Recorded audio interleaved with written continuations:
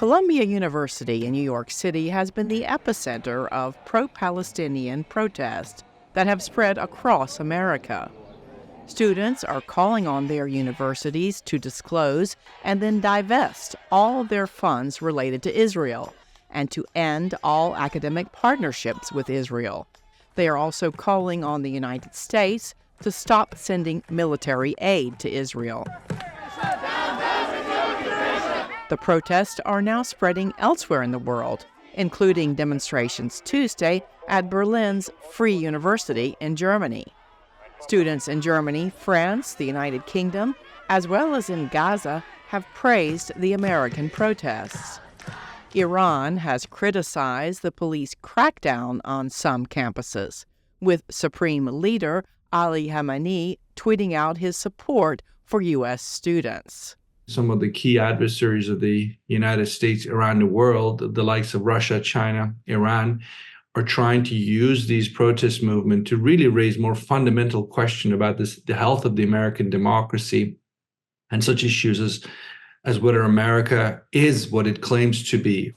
One university in Iran even offered to take in expelled American students or any fired professors, though the Middle East Institute's Alex Vatanka told VOA he does not expect there to be a rush of U.S. college students buying plane tickets to Tehran.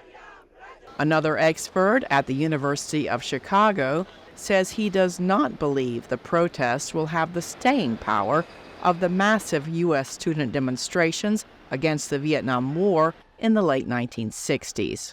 Even though these are organic, and even though these are people who care deeply about this issue, by and large, this is not as salient of an issue for large segments of the U.S. population, in the same way that the Vietnam War with the draft, for example. Chinese leaders have been largely silent on the protest.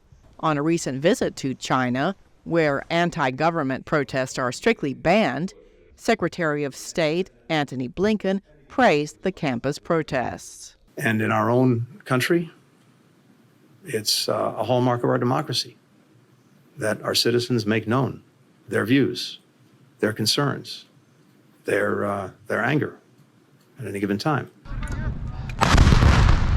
But Blinken again criticized the silence of protesters about the militant group Hamas, saying they should stop hiding behind civilians, release the hostages they are holding, and lay down their arms to save Palestinian civilians.